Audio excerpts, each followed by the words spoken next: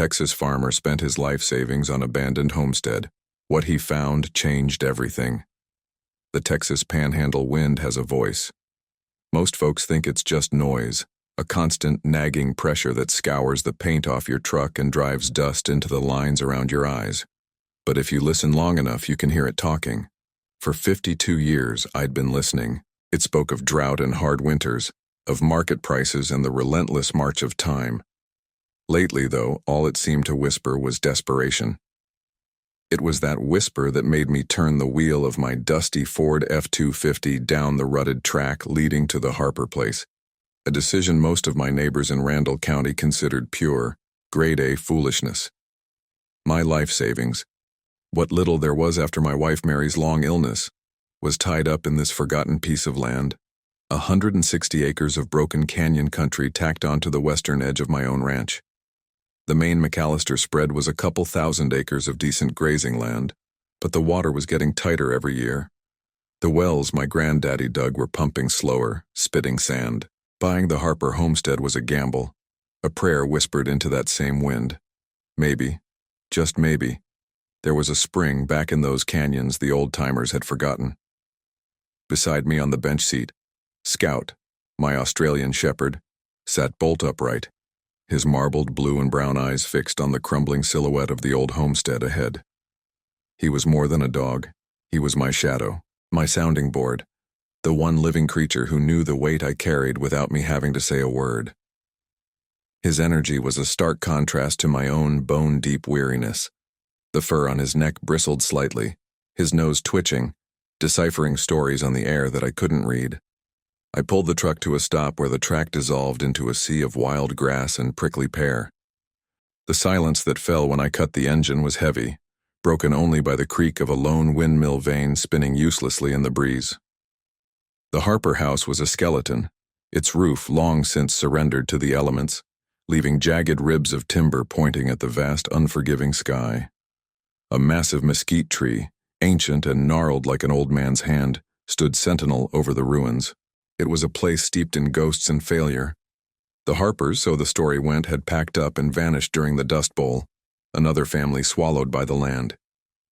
"Well, boy," I murmured, rubbing Scout's head, "it's ours now, for better or worse."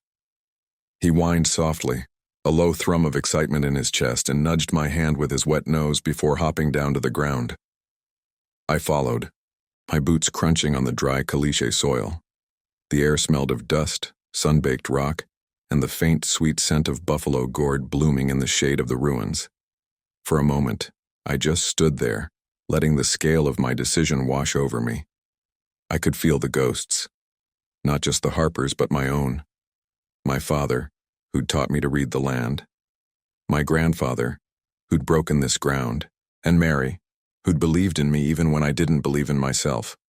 I was risking their legacy on a feeling, a desperate hope that this forsaken place held a secret. Scout didn't wait for my sentimental brooding. He was already working, his body low to the ground, zigzagging through the overgrown yard with the focused intensity of a seasoned cowdog sorting a stubborn heifer. He knew this was new territory, our territory, and he was mapping it with his nose. I watched him, a small smile touching my lips. That dog worked harder than any hand I'd ever hired. I walked over to the foundation of the old house, running a calloused hand over the rough-hewn stones. They were still solid, a testament to a builder who'd meant to stay. I tried to picture it, a family living here, kids playing under that mesquite, a woman hanging laundry that would be stiff with dust before it was even dry. It was a hard life, and it had broken them. I prayed it wouldn't break me. I spent the better part of the afternoon walking the perimeter, checking the sorry state of the fences, while Scout continued his own meticulous survey. The sun began its slow descent, painting the western sky in strokes of fiery orange and deep purple. The heat of the day finally started to break, and a cooler breeze rustled through the tall grasses. It was time to head back, to face the chores and the empty quiet of my own house. "Scout, let's go, boy," I called out, my voice sounding small in the vast emptiness. He didn't come. I called again, louder this time. Nothing. That wasn't like him. When I called, he came. Every time. A knot of unease tightened in my stomach. I scanned the property, my eyes sweeping over the landscape. I finally spotted him back by the ruins, under the sprawling branches of the old mesquite. He was fixated on something. As I walked closer, I could hear him whining, a frustrated, insistent sound. He was circling a small patch of earth, nearly hidden by overgrown weeds and mesquite roots. His tail was low, his body tense. Every few seconds he'd stop, dig furiously at the ground with his front paws, then look back at me with an expression of such urgency it startled me. "What is it, boy? You got a rabbit cornered?" I asked, my voice calm, trying to soothe his agitation. But it wasn't a rabbit. I knew his rabbit dance, his coyote bark, his rattlesnake stance. This was different. He ignored my words, let out a sharp yelp, and started digging again, sending clumps of dry dirt flying. He refused to leave the spot. He was trying to tell me something important. My dad always said to trust a good dog's instincts over a man's eyes, and Scout was the best dog I'd ever known. The whisper of desperation on the wind suddenly felt a little louder. My ranch was thirsty, my bank account was drained, and my future felt as brittle as the dry grass under my boots. What did I have to lose? I walked back to the truck, the metallic clang of the toolbox echoing in the quiet evening. I pulled out a short-handled shovel, its blade worn smooth from years of work. Returning to the mesquite tree, I stood over the spot Scout had indicated. He backed away slightly, panting, watching me with an intelligence that sometimes felt unnervingly human. "All right, pal," I said, more to myself than to him. "Let's see what's got you so worked up." I plunged the shovel into the hard-packed earth. It resisted, the ground like concrete from decades of drought and neglect. But I was a rancher. My life was a long fight with stubborn things. I put my weight into it, breaking through the crust. The soil beneath was softer, looser than the surrounding ground. That was the first odd thing. It felt like it had been disturbed before, a long, long time ago. I dug, the rhythmic scrape and thud of the shovel the only sound besides Scout's anxious panting and the sigh of the wind. Sweat beaded on my forehead and trickled down my temples. The hole grew deeper, a foot, then 2. The light was fading fast, casting long, distorted shadows across the canyon. I was about to give up, to chalk it up to a buried prairie dog town or some other nonsense, when the shovel hit something with a jarring metallic clang that vibrated up the wooden handle and into my bones. My heart hammered against my ribs. I dropped to my knees, Scout pushing his head in beside me, sniffing at the disturbed earth. I dug with my bare hands now, scooping away the loose dirt. My fingers brushed against cold, rough metal. I worked faster, a frantic energy seizing me. Slowly, I uncovered the corner, then the edge, then the whole top of a rusted iron-strapped box. It was about the size of a small footlocker, heavy and solid. And it was locked, a thick, corroded padlock clinging to the hasp like a stubborn barnacle. I stared at it, my breath held tight in my chest. Scout nudged my arm, then licked my face, his tail giving a single triumphant wag. He had known. All along, the dog had known something was buried here, waiting. Getting that box back to the truck felt like hauling a year's worth of trouble. It was heavier than it looked, a dead, dense weight that promised secrets. I managed to wrestle it into the passenger side floorboard, and Scout hopped in after it, laying his head on the lid as if to guard it. The drive back to my own ranch house was a blur. My mind was racing, tumbling through possibilities. Gold, guns, the life savings of the long-gone Harper family. Every wild tale I'd ever heard about hidden frontier treasure suddenly seemed plausible. Back in the bright, sterile light of my workshop, the box looked even older, more mysterious. The rust was thick, layered like bark. I spent an hour working on the padlock with oil and a hammer and chisel, but it wouldn't budge. It was fused by time. Finally, with a sigh of frustration, I grabbed a grinder. The shriek of metal on metal filled the shop, sending a shower of orange sparks into the dim corners. It felt like a desecration, like I was violating a tomb. But the curiosity was a fever in my blood, and it had to be broken. With a final groan, the lock gave way. I pried the lid open. A wave of musty air, The smell of dust and decay and time itself washed over me. I peered inside, my heart pounding. There was no gleam of gold, no stack of currency. My first reaction was a sharp pang of disappointment. The contents were humble. A small, leather-bound bundle of letters tied with a faded ribbon. A daguerreotype of a stern-looking man in a soldier's uniform, his eyes seeming to bore right through me. And underneath it all, a folded, yellowed piece of oilcloth. I carefully lifted out the bundle of letters. The paper was brittle, the ink faded to a ghostly brown. The handwriting was a looping, elegant script, the kind you don't see anymore. The first letter was dated 1864, Civil War. My breath caught in my throat. These weren't from the Dust Bowl era. These were far, far older. I spent the next 2 hours under the bare bulb of my workshop lamp, carefully reading through the letters. They were from a Confederate scout named Silas Harper to his wife, Elspeth. He wrote of long marches, of fear and homesickness, but mostly he wrote of his duty. Not just to the Confederacy, but to his family's future. In the last letter, he spoke of being entrusted with something vital, something more precious than gold, that would secure their legacy in the West. He called it the lifeblood of the land, and he mentioned he had created a map to its location, a place he intended to homestead after the war, a place in the Texas Panhandle. My hands were trembling as I unfolded the oilcloth.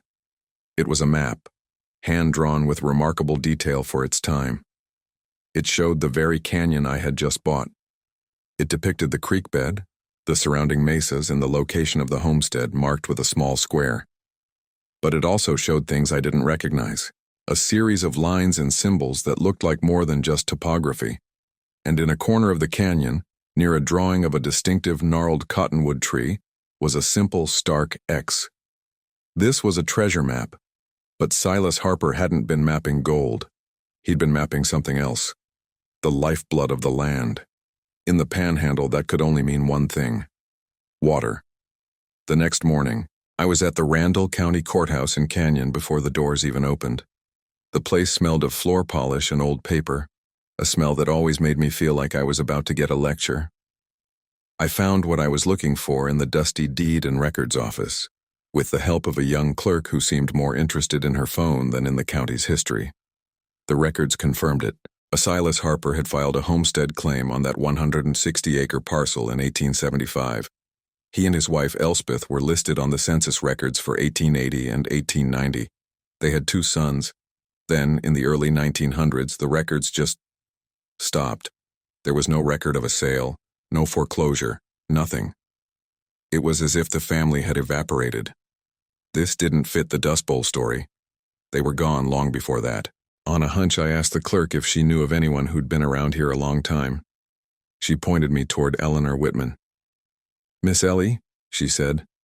"Her family's been ranching out by Paladuro Canyon since it was all Comanche territory. If anyone knows anything, she does." I found Eleanor Whitman on the wide, shaded porch of her family's original ranch house, a beautiful old 2-story built from canyon rock. She was well into her 80s, with eyes as clear and blue as a summer sky, and hands gnarled by a lifetime of work. I introduced myself, and she invited me to sit, handing me a tall, sweating glass of iced tea. "McAllister?" she said, her voice a gentle, melodic drawl. "I remember your daddy. Good man. Stubborn as a mule, but a good man. Said you bought the old Harper place." I nodded. "Yes, ma'am. That's why I'm here. I'm trying to piece together their story." She rocked slowly in her chair, her eyes fixed on the distant horizon. "My grandmother used to talk about them. The Harpers were different, kept to themselves. Silas, the old man, he was a strange one, always wandering the canyons, surveying, scribbling in notebooks. People said he was touched by the war. My granddaddy said he was a water witch, that he could find water where there was none. They never struggled with their well, not like other folks."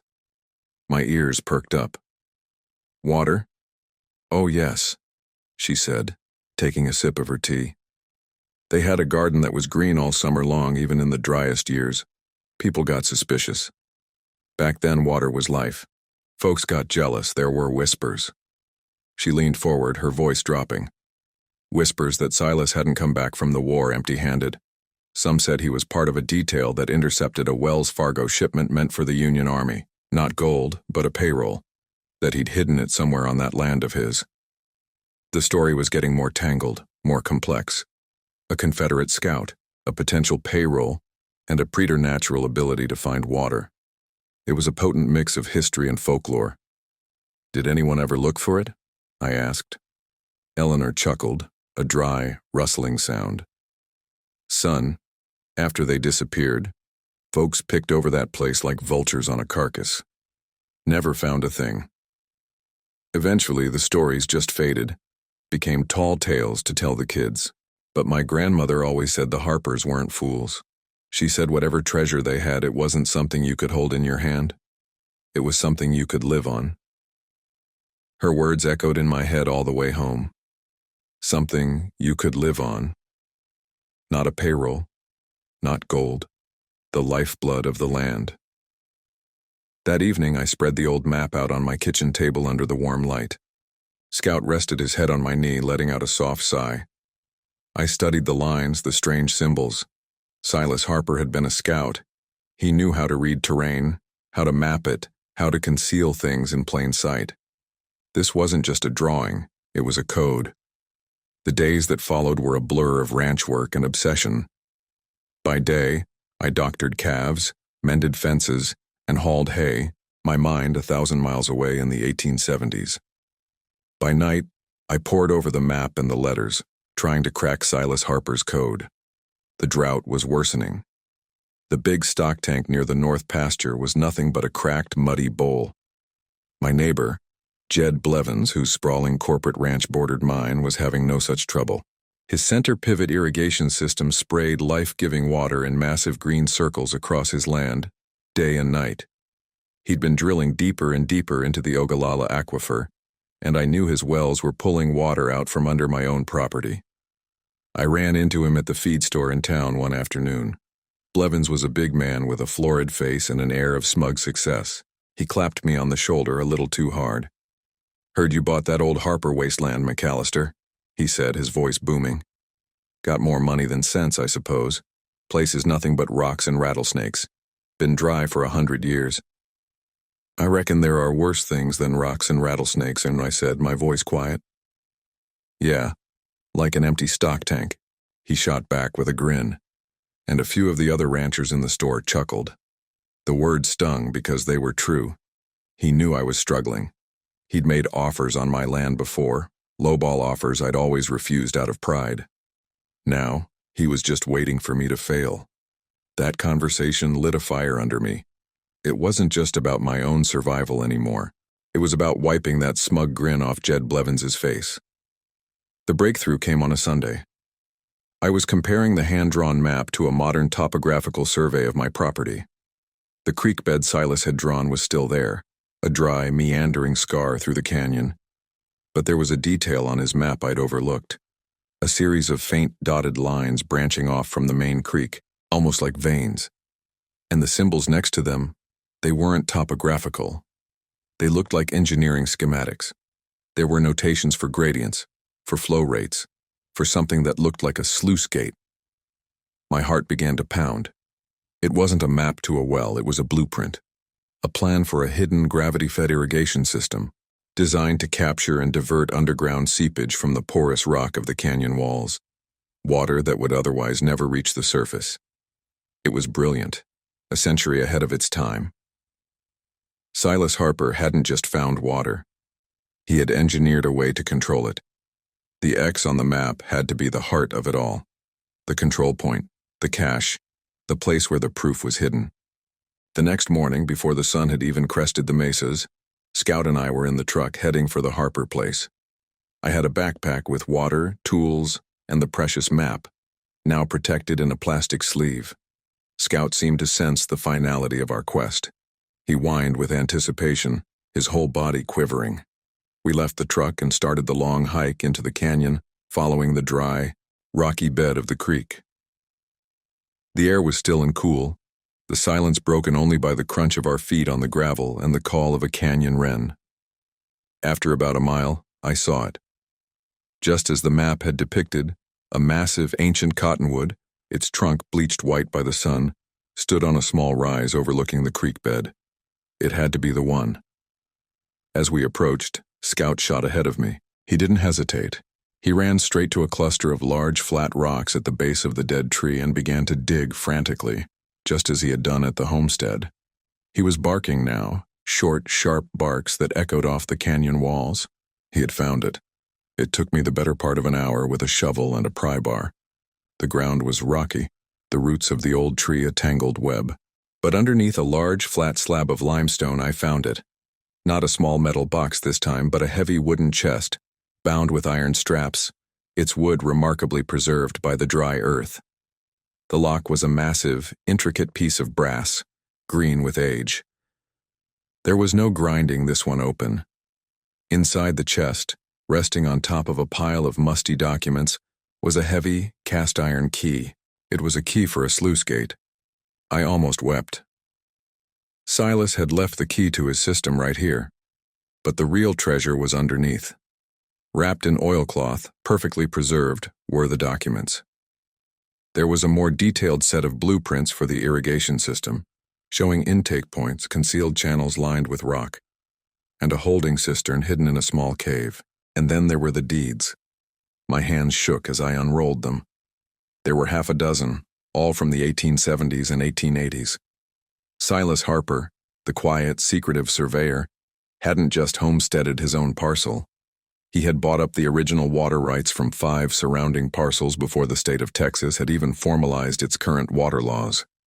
The deeds were ironclad, granting him senior, primary riparian rights to all subterranean water flowing through the entire canyon basin. And because the Harper homestead had never been sold or legally foreclosed upon, only absorbed by the county for back taxes decades later, those rights had never been legally extinguished. They were attached to the land. My land.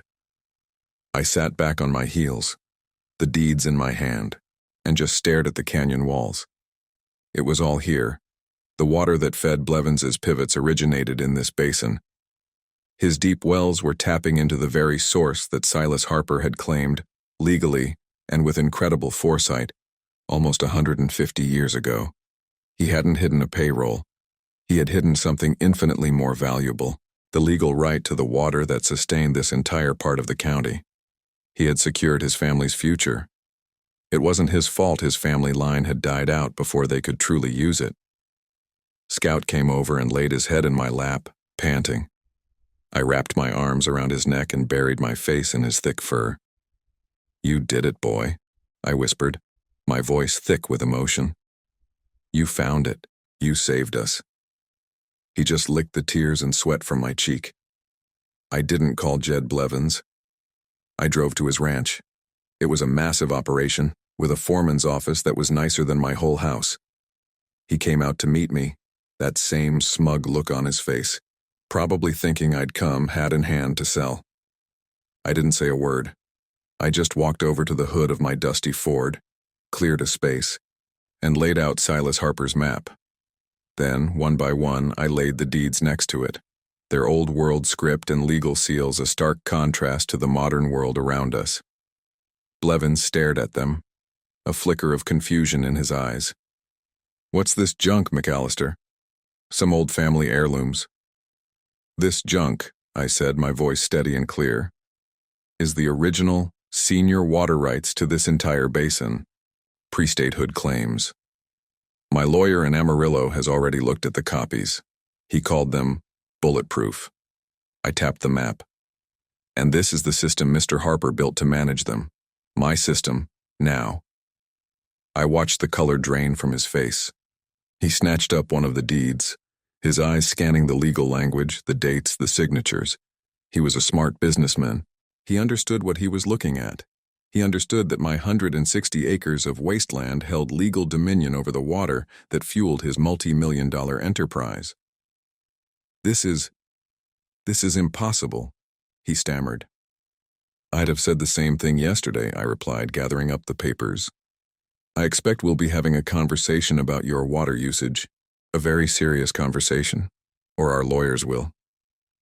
I got back in my truck, Scout hopping in beside me, and drove away, leaving Jed Blevins standing frozen in his own driveway, looking like a man who'd just seen a ghost. The wind, for the first time in a long time, felt like it was at my back. The news spread through the county like a prairie fire. Blevins's lawyers fought it, of course, but it was a short, pointless battle. The Harper deeds were unassailable. He was forced to drastically cut back his pumping, and within a few months, my own wells began to recover. The stock tanks started to fill again. The land, and the McAllister ranch, could breathe. The discovery did more than just save my ranch. It changed everything. My son, Mark, who'd left for a tech job in Austin years ago, convinced there was no future in ranching, came home when he heard the story. He looked at the old maps and the deeds with a sense of wonder I hadn't seen in him since he was a boy. He saw a legacy not of struggle, but of resilience, of ingenuity. For the first time, he saw a future here. He started talking about helping me restore Silas's old irrigation system, using modern technology to make it even more efficient. Family I hadn't heard from in years started calling, cousins and second cousins, all wanting to hear the story of the man, the dog, and the hidden water. The McAllister name suddenly meant something again. It meant we were survivors, rooted deep in this Texas soil. A few weeks later, on a cool evening, I took Scout back out to the Harper homestead. The sun was setting, casting a golden glow over the crumbling stone walls. I decided not to tear it down. Instead, I was going to stabilize it, preserve it as a monument to the family who had the foresight to see what no one else could. I sat on the foundation, right near the spot where Scout had first started digging. He lay beside me, his head on my lap, his eyes closing as I stroked his soft fur. The wind whispered through the mesquite tree, but it didn't sound like desperation anymore. It sounded like a promise. It spoke of the deep, invisible currents that connect us all, to the land, to the past, to the loyal, silent companions who see the things we can't. I looked out over the canyon, my canyon, and felt a profound sense of peace. The Harpers hadn't left behind gold or jewels. They'd left a legacy of wisdom, a trust in the land, and a blueprint for survival. And it took a good dog, with a nose for history and a heart full of loyalty, to finally lead me to it. The future of my ranch was secure, not just for me, but for the generations of McAllisters to come. And it was all because I had learned to listen, not just to the wind, but to the quiet, insistent language of a faithful friend.